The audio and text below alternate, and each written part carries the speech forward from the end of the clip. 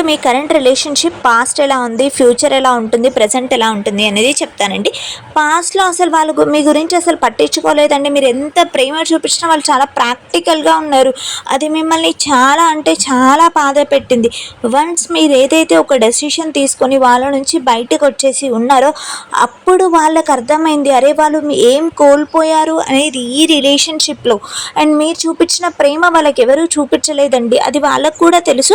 కానీ వాళ్ళకి ఏదైతే సెల్ఫ్ ఈగో ఉందో వాళ్ళు దాన్ని పక్కన పెట్టేసి ఒక లాజికల్గా ఆలోచించడం అయితే జరిగింది.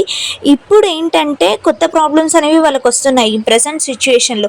ఏంటి అంటే ఒక ఫీమేల్ ఫిగర్ అండి, చాలా క్లియర్గా నేను చెప్పగలుగుతున్నాను. ఆమె కొంచెం ఓల్డ్ అయినా ఉండొచ్చు, అంటే వీరి అక్క కానీ అమ్మ కానీ ఎవరో వీళ్ళని చాలా నెగిటివ్గా ఇన్ఫ్లుయెన్స్ చేస్తున్నారు, బాగా కంట్రోల్ చేస్తున్నారు. వాళ్ళకి మీ మీద ప్రేమ ఉన్నా కూడా మీతో మాట్లాడనివ్వరు, చెయ్యనివ్వరు. అసలు లిటరల్గా ఏంటంటే మీరిద్దరూ విడిపోవాలి అని కోరుకుంటున్నారు ఆ థర్డ్ పార్టీ. అంత డేంజరస్గా ఉన్నారండి ఆ థర్డ్ పార్టీ మెంటాలిటీ.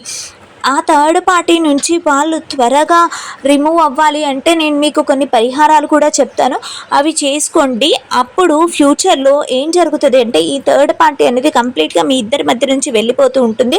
అప్పుడు వీళ్ళు మీకు కమిట్మెంట్ ఇస్తారు, మ్యారేజ్ కూడా చేసుకుంటారు. ఒకవేళ మ్యారేజ్ అయిపోయి నో కాంటాక్ట్లో సిచ్యువేషన్స్లో ఉన్నటువంటి కపుల్స్ అయితే మీరేం బాధపడకండి. త్వరలోనే మీ పర్సన్ అంటే జనరల్గా మీ అత్తగారు కానీ ఆడపడుచు గారు కానీ ఎవరైతే ఈ రిలేషన్షిప్లో మీకు నెగిటివ్గా ఉన్నారో వాళ్ళందరినీ నేను చెప్పే కొన్ని పద్ధతుల ద్వారా తీసేయొచ్చండి. మీరు అదే తీసేస్తే మీ రిలేషన్షిప్ అనేది బాగుంటుంది. అప్పుడు మీ హస్బెండ్ మీరు ఏం చెప్పినా వింటారు.